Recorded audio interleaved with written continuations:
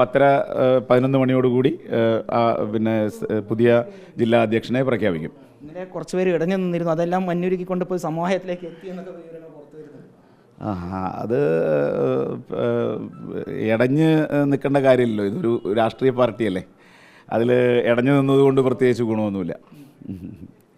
കൃത്യമായി എല്ലാവരും ഒരുമിച്ച് നിർത്തിക്കൊണ്ടുള്ള ഒരു മുന്നേറ്റം തന്നെയായിരിക്കും ഇനി BJP പാലക്കാട്.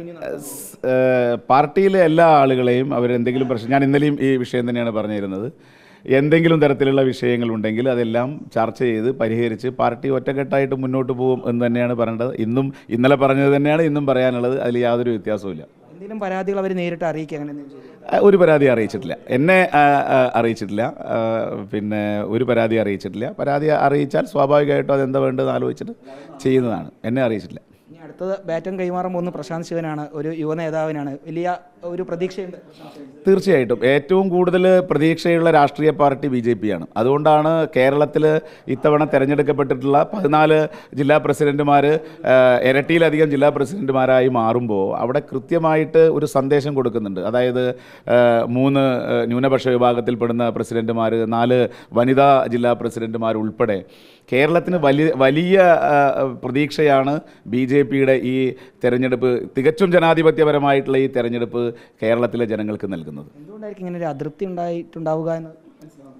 അങ്ങനെ അതൃപ്തി, അതിനെക്കുറിച്ച് എനിക്ക് സത്യം പറഞ്ഞാൽ അറിയില്ല, എന്താണ് അതൃപ്തി എന്നറിയില്ല. അത്തരത്തിലുള്ള അതൃപ്തി ഉണ്ടാവേണ്ട കാര്യമില്ല. കാരണം ഇത് വളരെ കൃത്യമായിട്ട് നടക്കുന്ന, അഖിലേന്ത്യാ തലത്തിൽ വരെ നടക്കുന്ന വളരെ സുതാര്യമായ ജനാധിപത്യപരമായിട്ടുള്ള ഒരു പ്രോസസ്സാണ്. അപ്പോൾ അതിന് അതൃപ്തി തോന്നുക എന്ന് പറഞ്ഞാൽ അതിൻ്റെ സംവിധാനത്തോട്, അത് അഖിലേന്ത്യാ സംവിധാനമാണ് അതിൻ്റെ അവസാനത്തെ വാക്ക്. അത് ആരതൃപ്തി തോന്നിയാലും അതിന് അപ്പുറത്തേക്കൊരു വാക്കില്ല എന്നുള്ളതാണ്. അത് BJP ആണ്. എപ്പോഴായിരിക്കും പാലക്കാട്ടെ പുതിയ അധ്യക്ഷനെ? ഇപ്പോൾ 10:30 മുമ്പായിട്ട് എല്ലാം റെഡിയാവും.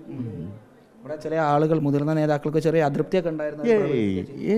അങ്ങനെയൊന്നും ആർക്കും അതൃപ്തിയൊന്നുമില്ല, എല്ലാവർക്കും സംതൃപ്തിയാണുള്ളത്. പിന്നെ കുറച്ച് സംതൃപ്തി ചിലർക്ക് കുറഞ്ഞു പോയി എന്നൊരു പ്രശ്നം മാത്രമേ ഉള്ളൂ, അതൃപ്തിയില്ല. സംതൃപ്തിയുടെ കാര്യത്തിൽ ഒരു ഏറ്റക്കുറച്ചിലുണ്ടായി എന്നുള്ളതാണ് അതൃപ്തി എന്ന് പറയാൻ. സംതൃപ്തി കുറഞ്ഞ കാര്യം അവർ സംസ്ഥാന നേതൃത്വത്തെ അറിയിക്കുക, അങ്ങനെ എന്തെങ്കിലും ചെയ്തിരുന്നു? അല്ല, അതൊക്കെ അവരുടെ കാര്യം, അതൊന്നും ഞങ്ങളുടെ ജൂറിസ്ഡിക്ഷനിൽ വരില്ല. എനിക്കിത് ഉദ്ഘാടനം ചെയ്ത് ഇവരെ പുതിയ സ്ഥാനാർത്ഥികളെ ഇവരെ അവിടെ പ്രതിഷ്ഠിച്ച് കഴിഞ്ഞാൽ എൻ്റെ ജോലി അതാണ്. ആ മുതിർന്ന നേതാക്കളൊക്കെ ഈ പരിപാടിയിൽ പങ്കെടുക്കാൻ വേണ്ടി എത്തുമെന്ന് അറിയിച്ചു. അത് സന്തോഷമുള്ള കാര്യമല്ലേ, അവർ നേതാക്കളല്ലേ, അവരെത്തണമല്ലോ, അവർ വരണം. പിന്നെ അവരൊക്കെ വരണ്ട, അവരല്ലേ ഇത് നടത്തേണ്ടത്, ഞാൻ ഇവിടെ വന്നു എന്നല്ലേ ഇത്. ഈ N. ശിവരാജൻ എന്നൊക്കെ പറഞ്ഞ BJPയുടെ ദേശീയ കൗൺസിൽ അംഗമാണ്, പാലക്കാട്ടെ അല്ല കേരളത്തിൽ തന്നെ മുതിർന്ന ഒരു അംഗമാണ്. അദ്ദേഹം ഉൾപ്പെടെ ഈ ഒരു സംതൃപ്തി കുറവ്, അതായത് അദ്ദേഹത്തെ റിട്ടേണിംഗ് ഓഫീസറായ ഡോക്ടർ പ്രമീള ദേവി ഉൾപ്പെടെയുള്ള എല്ലാവരും വളരെ ആദരവോടുകൂടിയാണ് അദ്ദേഹത്തെ കാണുന്നത്, അല്ലേ? തീർച്ചയായിട്ടും നമ്മൾ വളരെ സന്തോഷത്തോടെ പ്രതീക്ഷയോടെ നോക്കിയിരിക്കുന്ന ആ സമയമാണിത്.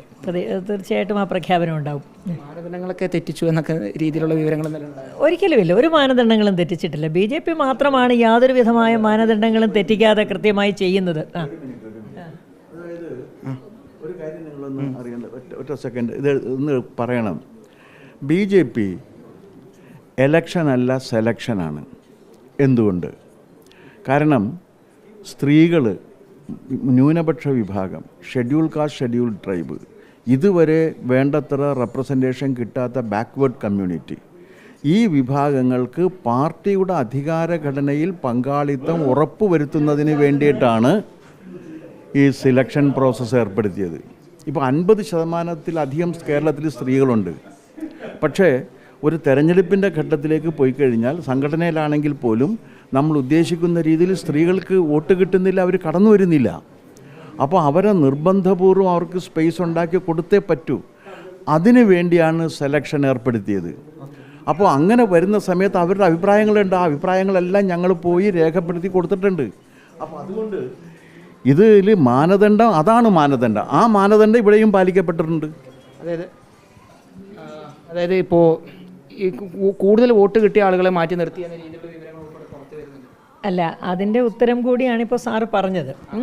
രണ്ടാമത്തെ കാര്യം, ഇലക്ഷൻ മാത്രമായിരിക്കുമ്പോഴാണല്ലോ ഈ വോട്ട് മാത്രം ഒരു മാനദണ്ഡമാകുന്നത്.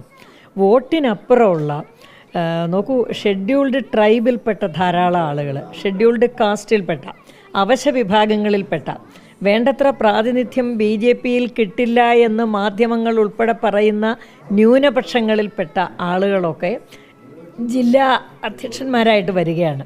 ഇലക്ഷൻ മാത്രമാണ് ഇതിൻ്റെ ഒരേ ഒരു മാനദണ്ഡം എന്നുണ്ടെങ്കിൽ എങ്ങനെയാണ് അവർക്കൊക്കെ വരാൻ പറ്റുക? ഇലക്ഷന് അപ്പുറമുള്ള ഒരു സമവായം, എല്ലാവരുടെയും കൂടി സമഞ്ജസമായ ഒരു തീരുമാനം, ഒരു കൺസെൻസസ്, അത് സംഭവിക്കുന്നുണ്ട് BJP-യിൽ. അതല്ലേ ഏറ്റവും വലിയ മാനദണ്ഡം, അതല്ലേ ഏറ്റവും വലിയ മാനുഷികമായ നിലപാട്.